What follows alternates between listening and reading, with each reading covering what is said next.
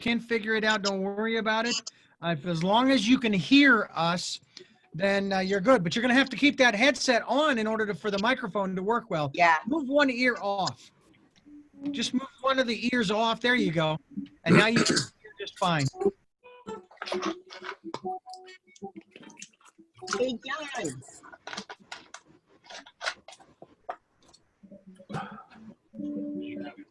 Yeah, I can't hear through the headset. And I was looking to see if there's...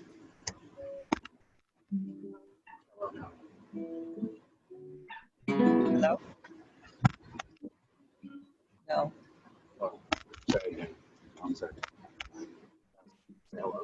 Hello?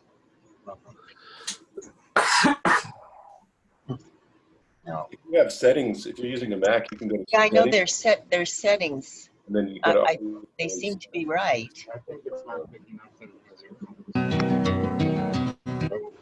This is The Artist's Response with Elizabeth Stewart, and you're welcome to join us. Please stay tuned for a program produced by Richard Dugan and researched and presented by Elizabeth Stewart, who welcomes the great artists of our community. What follows is a conversation of an artist's experience about the artist's response to trying times, creativity, reinvention, recovery, and of course, flexibility, which is in fact the narrative of our present time. In 3, 2, 1, you're live. Hello, hello, hello, Santa Barbara. It's your chantress of everything valuable and beautiful, Elizabeth Stewart. And you know, we're talking with two fantastic artists today, very different walks. We have a visual artist and a musician with us. And I want to introduce, well, first of all, I want to tell you how I found both of them. So Chris Fosek is here, and Chris is just a beautiful guy. He's beautiful to look at, he's beautiful to listen to. And I take the dog all the way up to the top of, I guess it's California Street. Anyway, one afternoon, this beautiful guitar music was kind of coming through the neighborhood. And I saw people on lawn chairs and people sort of bringing their wine out and their babies in the little baby seats and the dogs. And they were all kind of just hanging out on the street. And this beautiful ethereal music was kind of wafting through. And I thought, where is that coming from? I couldn't see the musician. And no, I think people kind of could, but the people that couldn't were still enjoying the music. And it was a little pop-up concert. So I asked a lady on the street, you know, do you know who's playing? Yeah, there's this guy, he's playing every so often all throughout town, every so often, and his name is Chris Fosek. Well, I happen to know Chris's mom. And so I thought, oh, let me get in touch. This is just a fantastic opportunity to have a great musician with us.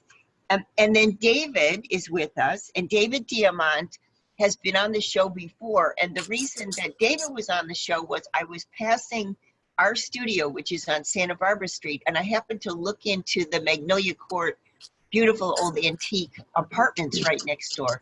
And I saw hanging on the wall these really off-the-wall pieces. Who's the artist? Oh, well, it's David, and he was coming out of the house at the time. And I said, well, you know, I cover the arts in town. I wonder, would you be on the show? He was doing a show about bacon at the time for the Funk Zone. And we had fun with him on the show, and his career has gone places since then. That was a couple of years ago. So I want to invite both of the guys to say hi. Hello, Chris. Hello, David. Hello. There they are. And then a little bit about Chris. So Chris is a guitarist and a composer. He's a soloist, and he's performed at the Olympic Stadium of Rome, the Red Cat Theater at Disney Concert Hall in LA, the Granada Theater in Santa Barbara, the Libera Theater in Santa Barbara. He's also a top 10 Billboard charting recording artist and composer. He has a master's degree in guitar performance from the California Institute of the Arts. He was inspired by his mentor, I hope I say this right, Miroslav Tadic. Tadic. Miroslav Tadic. But he's used to mispronouncing, so he won't be offended. And then we also note that Chris was born in Santa Barbara, California, and raised studying classical piano music. Chris lives extensively in Italy, and he studied piano in Madrid, lived in Spain and Germany, actually performed throughout the Mediterranean in Portugal, France, Slovenia, Croatia, Lebanon, and Turkey. And he's featured in a short film by photographer Bruce Weber, which was at the Santa Barbara International Film Festival in 2019. And then he has an album called Camino Cielo, which I listened to last night, and it's fantastic. And then David, a little introduction for David. He is in Santa Barbara and the San Ynez Valley both. He makes all kinds of arts in various friends' studio in the Funk Zone, as well as in his home studio. He's shown his art in a multitude of spaces in the Funk Zone and downtown. And you've probably seen his work in some of the murals in the Funk Zone. He works with pen and ink, photography, digital imaging, acrylic and spray paint, plexiglass, wood, and canvas. And he grew up here and took his degree at the University of Colorado at Boulder and the graduate school at University of New Mexico. And then he sent us, and after the program, if you want to go on my website and listen to the program, you'll be able to see a little of the imagery that David also sent part of his artwork. So it should be a fun hour. And I wonder if, Richard, should we go to quick break now? Sure. Are you there, Richard? Yes, go ahead. Yes, I'm here. Let's go to a quick break. And when we get back from the break, I want to reintroduce, and then I want to ask Chris if he'll play us a little something. Don't turn that down. All right, you're clear.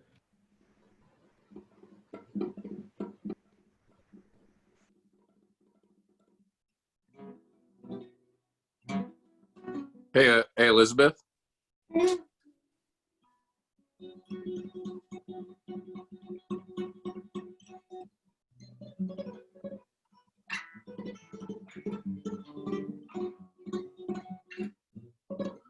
Chris, your wife's name just popped up on my screen. What does that mean? That's because I'm using her computer. Ah, okay. I was like, is she there? Hi.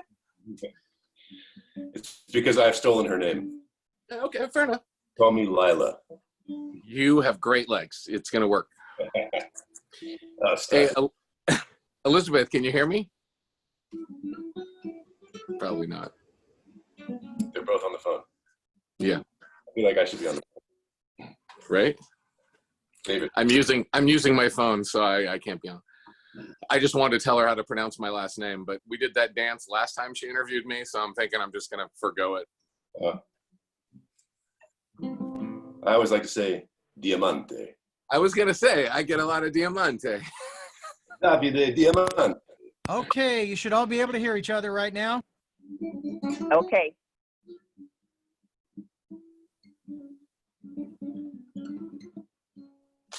Hear me? Can you hear John? Hello, can you hear me? No? You're very faint. You need to speak Okay. up, mister. Can you hear me now? That's better. How about now? Now it's working. Yeah?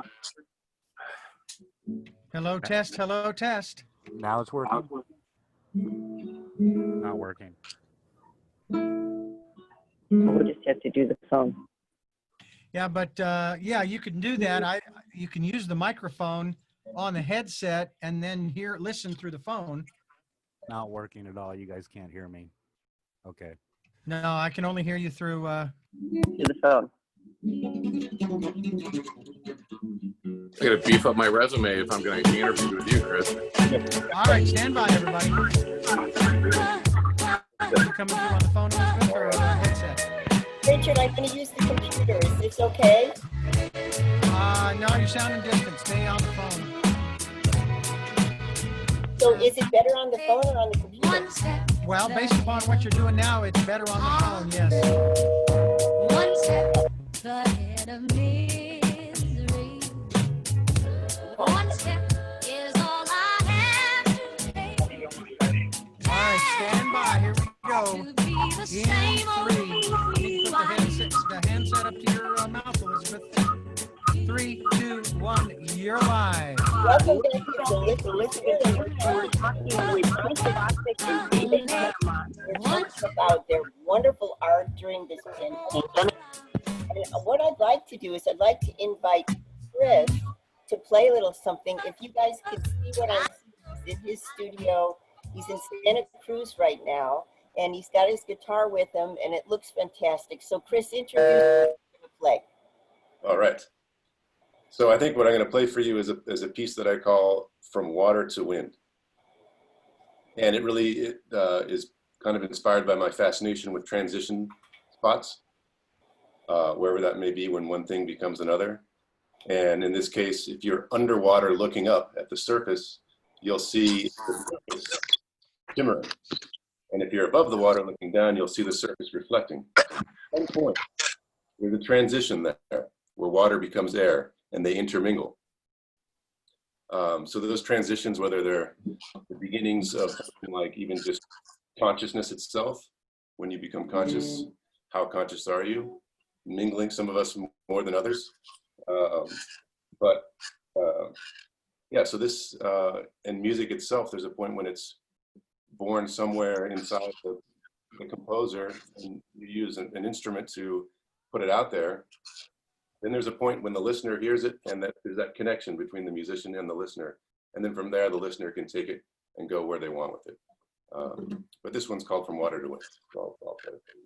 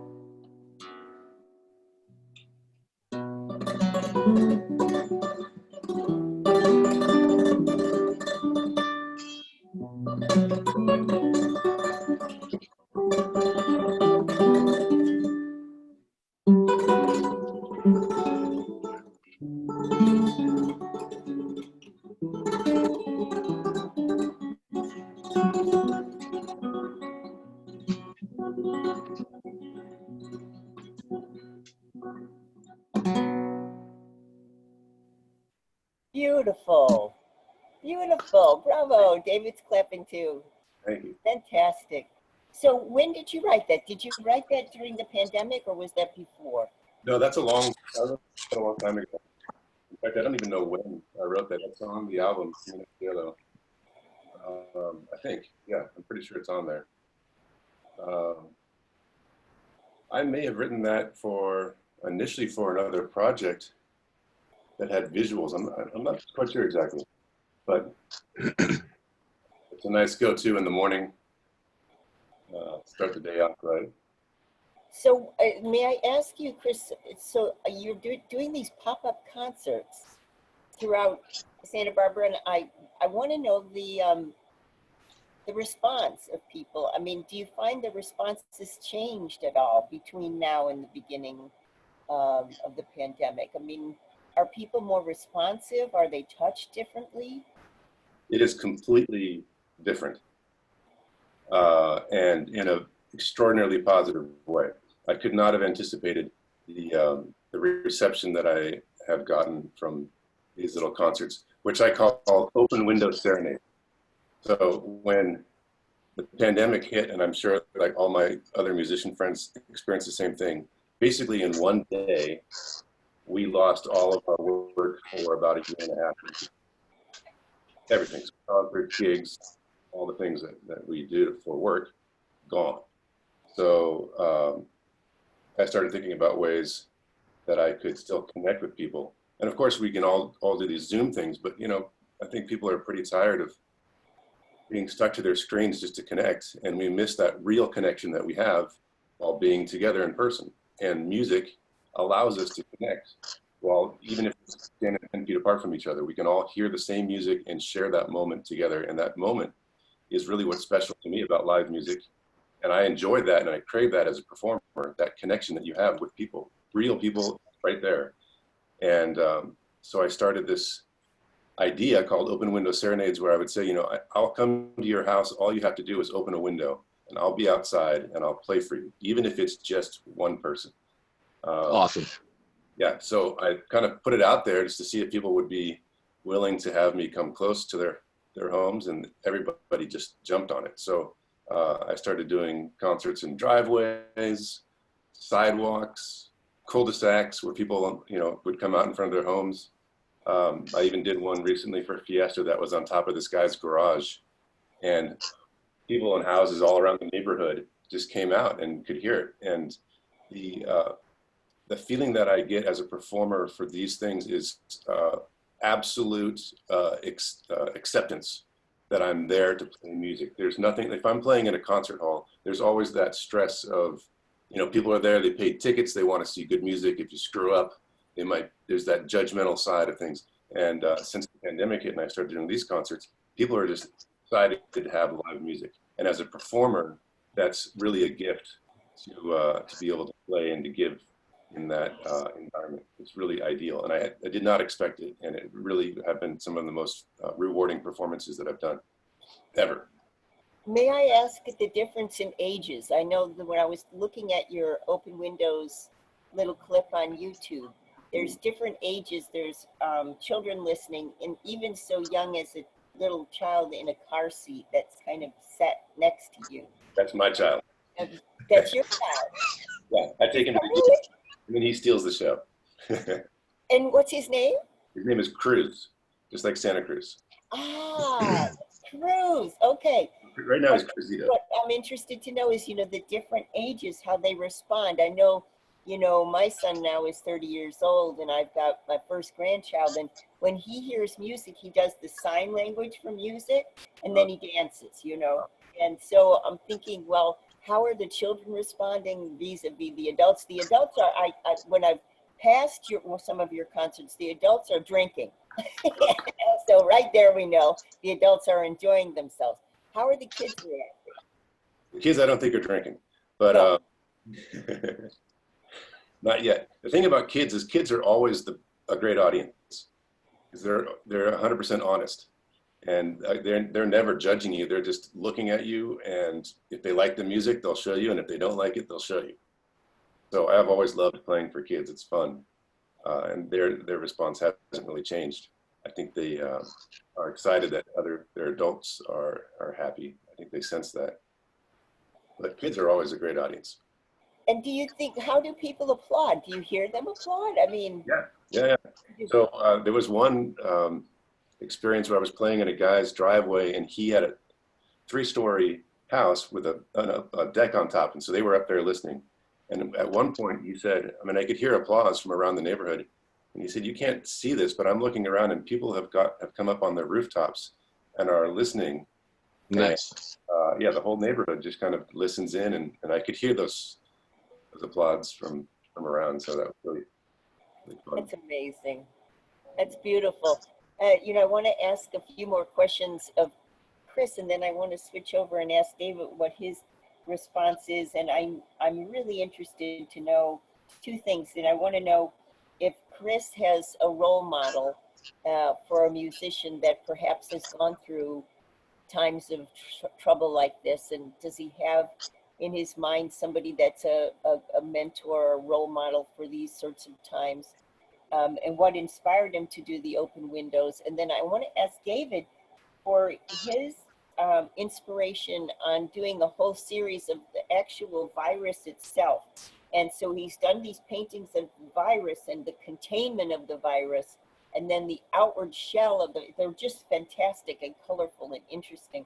And so I want to ask, you know, the various responses, both from Chris mentorship wise and from David, you know, production wise of the pandemic. So Richard, let's go to a quick break. And when we get back from the break, we got a couple of really interesting questions to ask both guys. Don't turn that down. Back in a minute.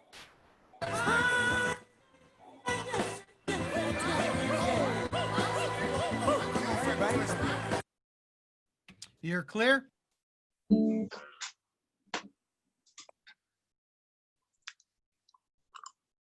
Richard, can you hear me? Much better. Leaving this. Okay, good. So John You need just to move is, the mic away from your mouth a little bit. okay. And make sure it works. If you have any trouble, call in, but hopefully this works. And you got them telling you it still works now. Let's hear you again, Elizabeth. Okay, can you hear me now?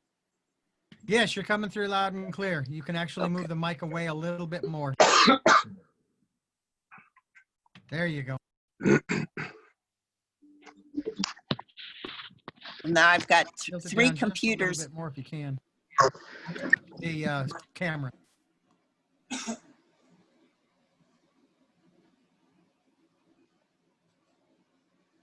Okay.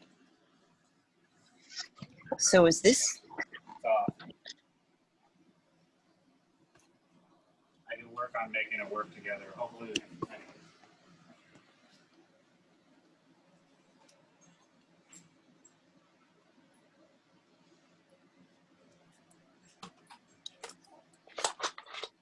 so Richard, can you hear me?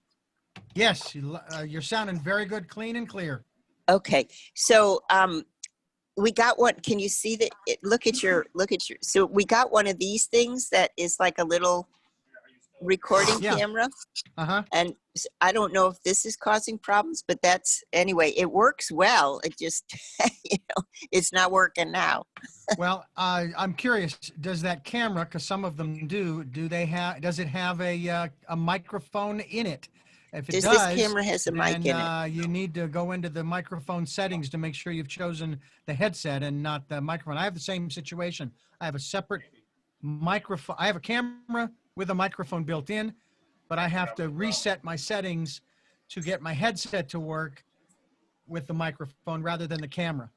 Uh-huh. It's a So- pain in the butt. John?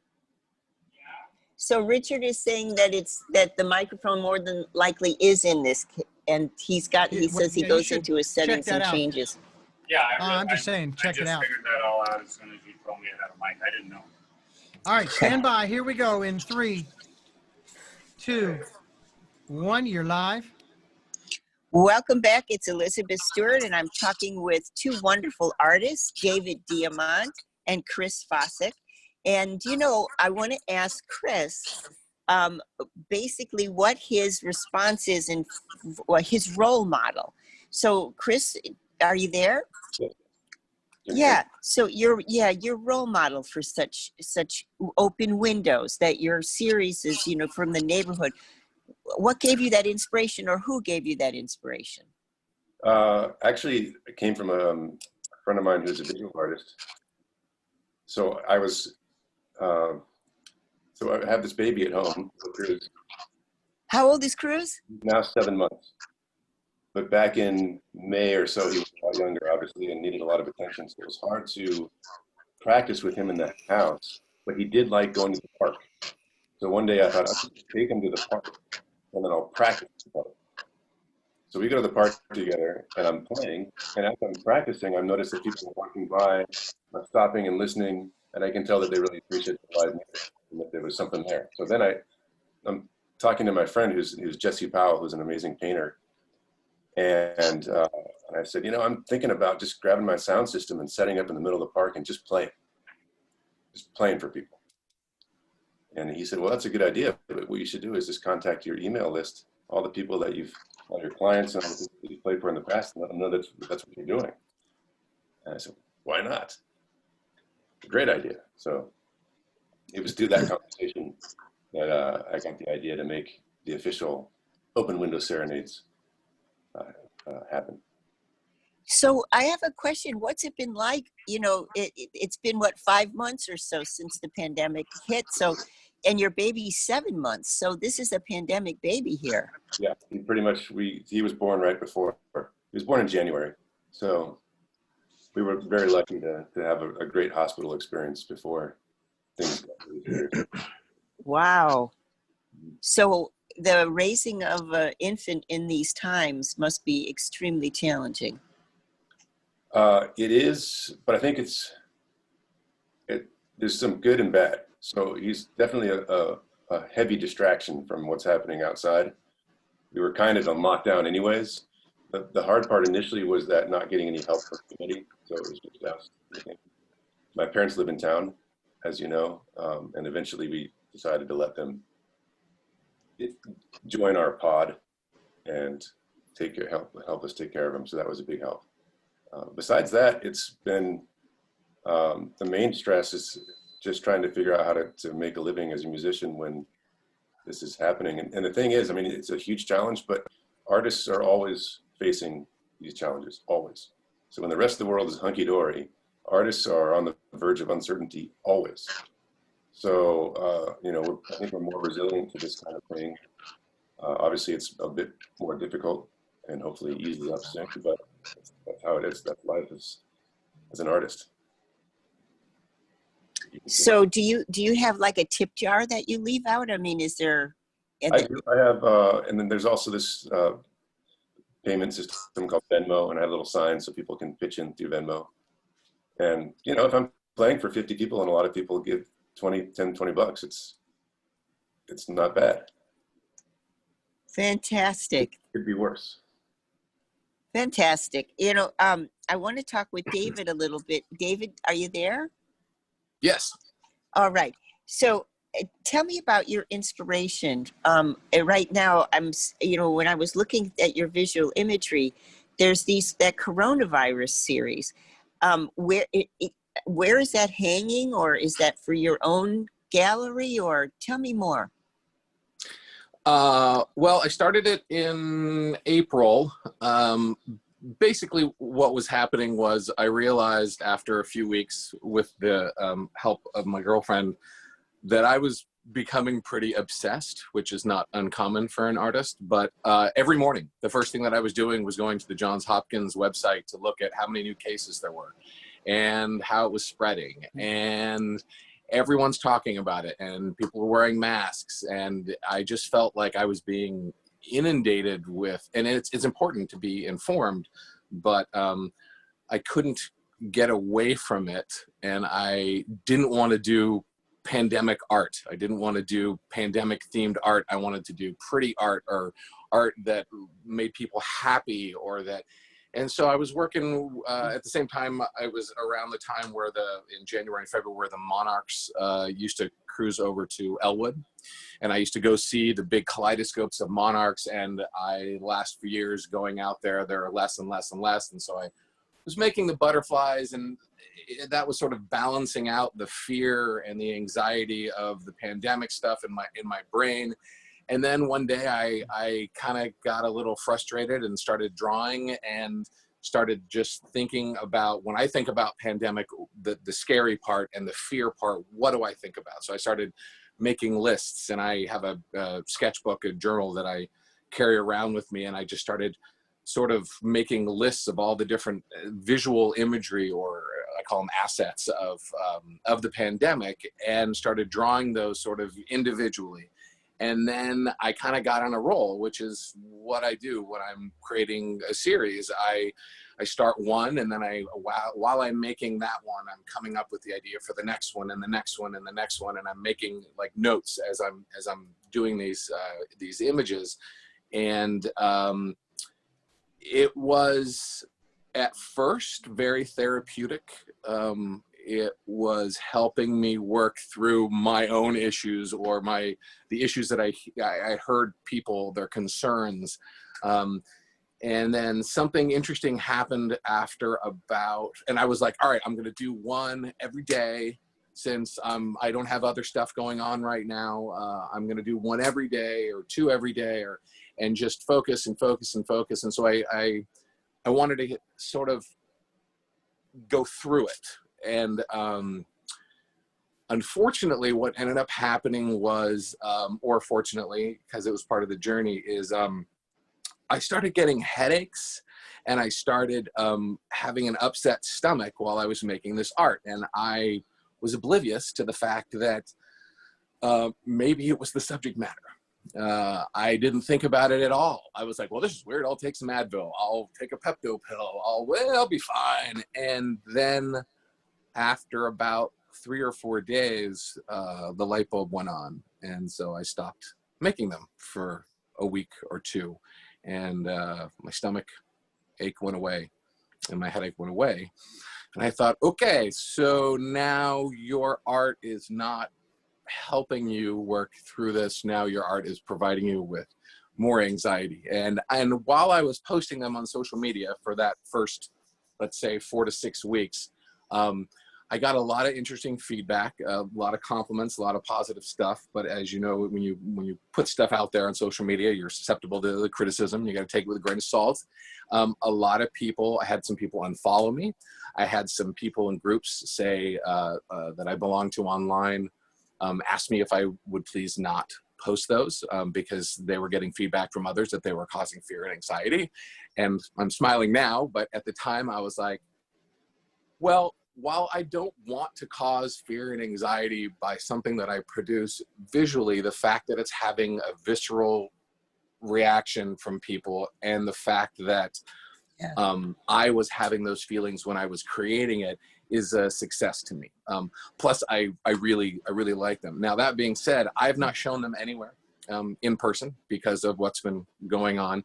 And the way in which I was creating, especially with the stay-at-home order and stuff, it's a process that I started a long time ago, which was born out of necessity, which is I used to do website design, and I'm pretty proficient with computer graphic stuff, but I love to draw. So I was drawing these elements of the coronavirus and, you know, masks or syringes or ventilators or lungs or brains or whatever these assets were. I was drawing them and I was scanning them into the computer, adding the color on the computer. So there's sort of a digital collage.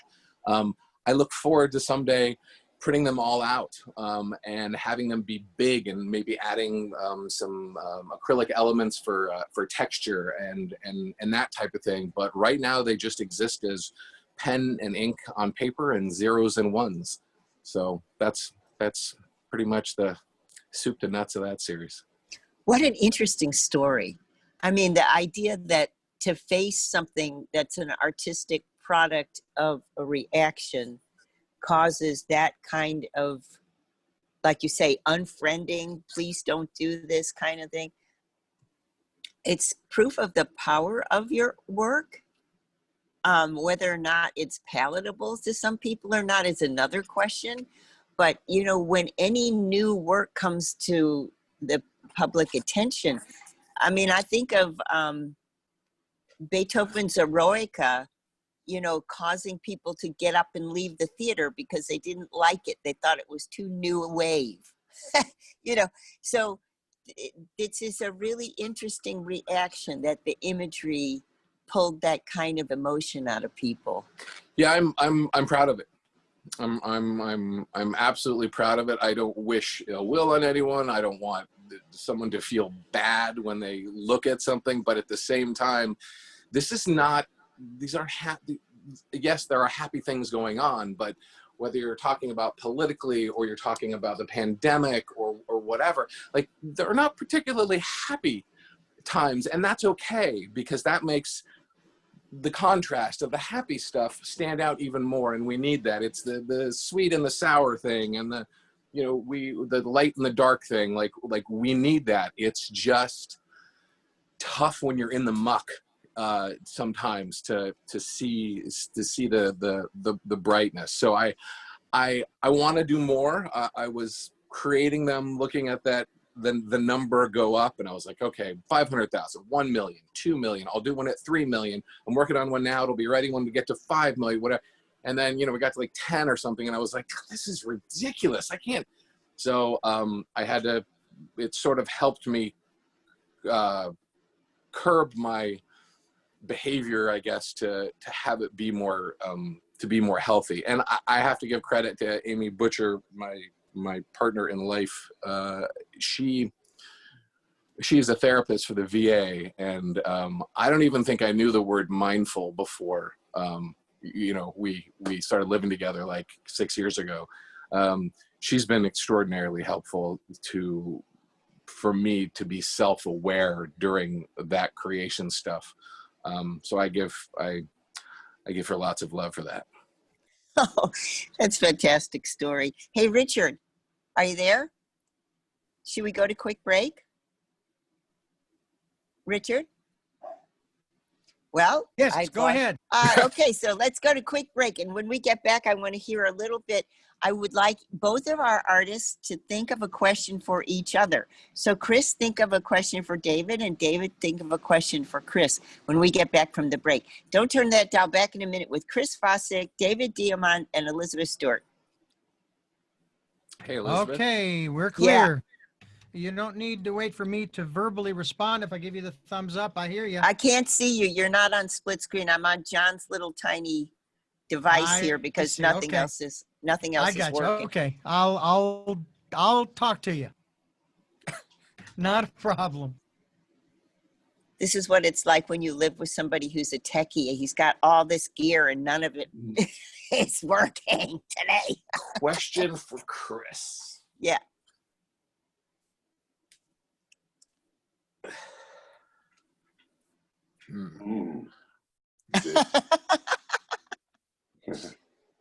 I kind of want it to be non-music related. Ask whatever you want, man. Oh. Yeah. My question isn't going to be about your art. Nice. How do you get such great abs? I like to refer to it as a party ball. Thank you very much. Not a six-pack. Remember those Coors Light party balls? They made in college for the second. Question. Here's a question for you both, but you'll probably never guess where the question comes from. So wait with The it. question basically is, dudes, like, who cut your hair, man? Well, nobody for 4 months. It was I got a pretty good afro and a pretty good beard going, and then it was just too hot. It comes, by the way, that question actually is part of a comedy bit from the comedy team of Cheech and Chong. Yeah. I'm a fan. Dave's not here, man. Question for Chris.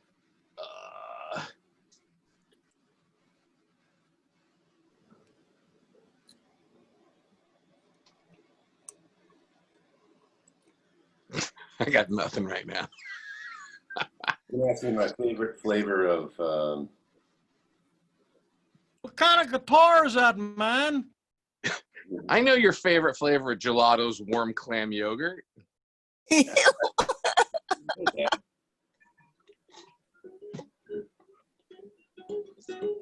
All right, we be coming back here just a moment. Thank you. In 3, 2, 1. The bubble machine is on. Okay, welcome back. Richard is saying the bubble machine is on. This is a new one after 12 years of working with you every week. The bubble machine is on. This is what from Lawrence Welk, maybe? Okay, so reintroducing David Diamant, who's telling us a little bit about his coronavirus series and the kind of reaction that he's had to that series. And then I have with us Chris Fosek, and he's telling us quite a different story about the Open Windows series that he's doing, where if he finds a neighborhood group, even a park or somebody's roof or garage, he's anxious to play for whoever shows up, and they do show up. I've seen it in person. And I wonder, Chris, you've got a question for David? I thought of a question. It's a very simple question, but I'm curious. What do you do? What do you like to do when you need to get away from your art so that you can relax and then recharge and come back to your creative process with the mindset and the state of soul that you want to have in order to put that fully back into your art again? Good question. So I think it has changed a bit during this time, but overall, I live in the Serenades Valley, and I go for drives at night, and I don't put music on. And all the windows are down, and there are no other cars around. And that, it kind of reminds me when I lived in New Mexico, the idea that, yes, there are stars, there are silhouettes of trees, but there's nothing really man-made that I'm looking at. And all I have are my thoughts, which means it's either extraordinarily noisy or it's extraordinarily calm. One of the two, and normally one leads to the other. The other thing, since Amy bought me a Kindle during this pandemic for my birthday, I have sort of rediscovered my love of sci-fi fantasy fiction and have been reading a ridiculous amount. It's just like candy, with the possibility of time travel in different dimensions and quantum physics and quantum mechanics, and speaks to your father-in-law. And that type of stuff too. It's my brain gets turned off with the painting, the drawing part of it, and it goes somewhere else. And then when I put it down, it's kind of those two things seem to be a breath of fresh air, and jumping in the ocean. Yeah. Sounds to me like you just want to get away from it all. From the art, yeah, sometimes. Yeah. Well, Sometimes it's too much. Sometimes it's all encompassing, which is awesome that I can now allow myself that type of immersive behavior. But at the same time, you know, I'm in society, and there are rules and laws and social interactions that need to happen, and you have to focus, and it's important to be able to let yourself escape or get away so that you can come back to that, I think. Absolutely. So I have a question. David, do you have a question for Chris, or shall I ask him something? I think you should ask him something, and I'm going to keep thinking about it, because my question seems fairly infantile compared to what he just asked me. Yeah. Oh, now you got me curious. What is your question? What's your infantile question? Yeah, not infantile, but just simpler. So I sang. I used to sing. I was in some operas. I sang in a cappella choral groups. I never had a solo voice, but ensembles and stuff, and around musicians my whole life. And I'm sure certain chords speak to you in certain ways. And when you're composing, I would imagine you have a base of a chord that you build off of, or, you know, during the coda or whatever, during different transitions and stuff. Has there been anything during this time between your son being born and then a pandemic? You know, those are such like high and a low type of thing. Are there chords that you identify with specific emotions? And if so, since you happen to have your guitar with you, can you hit a couple? Demonstrate. Can you just be like, this would be melancholy, bro. This would be, I just had a son. Well, that's a really complicated, that's a complicated question, and a great one. And I think, of course, that I definitely associate emotions with music, absolutely. The thing about a chord on its own is that one chord alone can say a lot. I mean, that chord in particular says a lot. But really, depending on how you approach it, what came before and what comes after, it can take on a totally different emotion or meaning or vibe. And then you start adding in the rhythmic structure. If it has a certain rhythm, it can feel like this. Can be kind of mellow and sad, but if you give it a rhythm like this, then it's, you know, the rhythm changes how the vibe of that chord is. Totally. Contrast and context, right. For sure. So the work of, I think, what I find really interesting about great composers is they're able to even take chords that wouldn't or harmonic structures that shouldn't necessarily fit together and trick you and lead you along a path that makes it work. And then has something to say that's unique in there. And that might mean something different to each individual. But to answer your question about as far as like during these times, has anything shown up? And I don't know, because I might find something in a year and a half from now that I was working on now, because I am working on some material as much as I can, as much as Cruise lets me, which is about 8 to 10 minutes at a time. So about 3 years I'll have one new song. But I might look back and say that, oh, I can hear what's happening now in that music. Sure. Or I might not. I don't really know, because I'm not thinking about what I'm writing right now. I'm not thinking about the time. The time right now has not affected, I don't think, how I'm writing. I mean, at least having a kid in the house is affecting my schedule, but it has greatly affected, as I was saying before, my performance. So going back to the rewarding performances and just the general vibe of celebrating music together has really affected how I play for the better. I mean, I really enjoy that, and I want to hang on to that. So the next time I do end up on stage in a theater looking at the audience, I want to look at them as the same way that I'm looking at them for these these garden concerts and things like that, where it's really just a connection with everybody. All right, I'm going to check back in with you in like 2 years. I'm putting it on my Google Calendar and be like, bro, during those 4 months. And you'll be like, yeah, dude, C minor was everywhere. Yeah. Well, I think it's an interesting concept that both of you brought up. I mean, in different ways. For example, the idea that the time in which we have to be separate, and we're doing this interview by Zoom, and Chris was mentioning that his baby's grandparents had to be invited to come into the pod.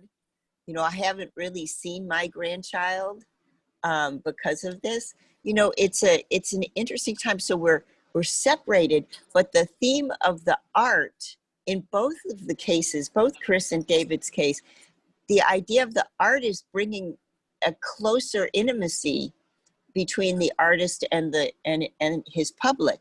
Whether or not in David's case, it's a realization of, the power of his visual art, or in Chris's case, the power of his music. So it's a really interesting dichotomy, because that idea of separation is actually causing the glue between people in a significant way.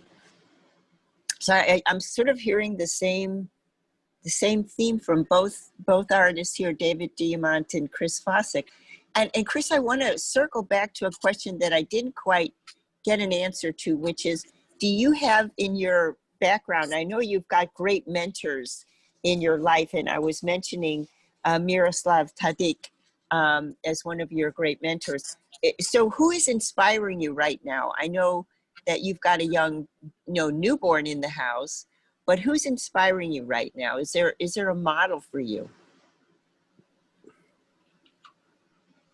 Well, definitely Miroslav is my mentor for sure, and probably one of my favorite musicians on the planet, and always a great inspiration to my playing. He comes from a part of the world, the former Yugoslavia, that's gone through a lot of turmoil and continues to go through. And that part of the world produces amazing guitar players. I don't know if that's, there's a connection there, but there's a beauty that comes out of finding an escape from, and the folk music from that area is absolutely gorgeous.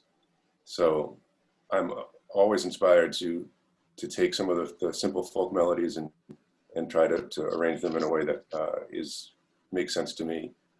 And is it too much of a struggle to ask? Can you play a little tiny bit of a folk melody? Sure. Tell you what, why don't we have him play a little tiny of the folk melody as we go out to break? All right. Okay. You ready? Go ahead. Let's do this.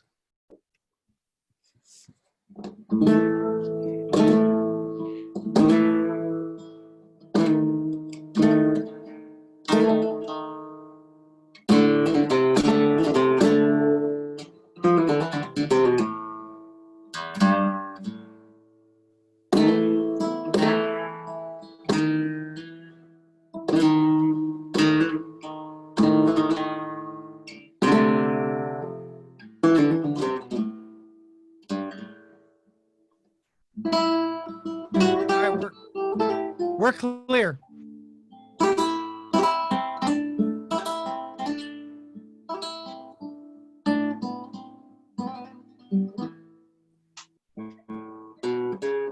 Anyways, all right. Oh, it's Very beautiful. good. Thank you. We're in commercial now. Okay. By the way, two things. There was a violinist by the name of Jack Benny. He was also a comedian. And one of his comments was, you have to practice even to be bad. And then there's a song by Harry Chapin, Six-String Orchestra. And basically, the character in the song is really bad. And for example, his girlfriend says, I need a drink because I hear you play guitar. And that his guitar instructor said that he had to take a sabbatical, because this kid the guy was so bad. And of course, the chorus line is, well, if only there were this element that was added. And of course, the sound got better and better. And then at the end of the chorus line, it's six-string orchestra, and every note he hit was off. And it's a beautiful piece, because that was now what you were playing was beautiful. I loved it. But that's what came to my mind was that piece. Well, that's because, Richard, we're so used to hearing music that is hitting the half tones and whole tones. And yeah, exactly. And so the idea that you're hearing quarter tones when Chris is bending the strings, I mean, that's hard for our ears growing up with Western music. So it's absolutely. All right, we're coming back, and you have 3 minutes in 3, 2, 1. You're live. Welcome back. It's Elizabeth Stewart. And I'm wondering, David, can you tell us what makes you thankful right now? You know, I was looking at the questions that you sent us about if there is a role model, someone that has dealt with some sort of adversity that I can see some parallels with or take notes from. And I got to tell you that during this time, my constant thought has been, I have it so freaking good. Now, I hustle, I struggle on a variety of levels, especially as an artist during this time. I just put up a show a week before the shut-in, and the Funk Zone Art Walk was canceled, and I got called to come take it down, and I had to take it down wearing a mask and gloves and with hand sanitizer just to go into the space. And there have been so many setbacks like that. And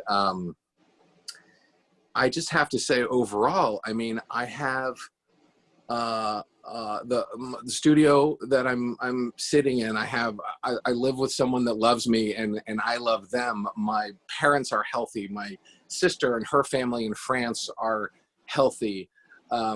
Michael Irwin down in the Funk Zone he's a great guy. I've always thought he was a great guy. He's always been very supportive, but over the past year, and specifically during this time, he has allowed me to go into his studio down in the Funk Zone because I have, and nobody is in there, and we wipe everything down beforehand and set up whatever. But his generosity, I would not have been able to do any of the art that I have done during this pandemic, except for the Corona series, because that was mostly just drawing in the computer, the digital collage. But all of the painting that I've done, I've been lucky enough to do 2 murals, and the test that I was doing, I did it in Michael Irwin's studio without his generosity. So I'm so thankful for him and him giving me and allowing me that.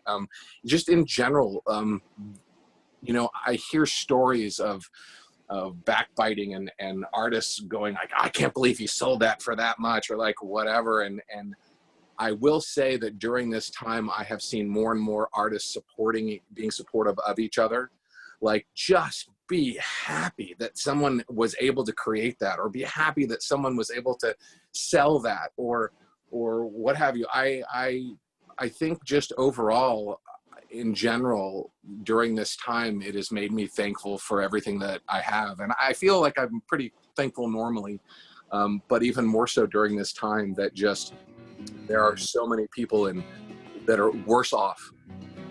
And we can't even give someone a smile because It's I'm 11 sorry I o'clock. had to Hi, cut this you is Lisa off. Cullen. And I'm Chris Cullen. Our program is called Garden Gossip. Oh, well, but Elizabeth? KZSB Yeah. Santa Barbara. We'll be right back after the news on Okay. AM 1290. We're I'm Ben Hayes out. in the AM 1290 News Center. Okay, Here's what's happening so, in California and I West. think you In cut David off Vacaville, at a really California, good the point, lightning though. complex I heard- fires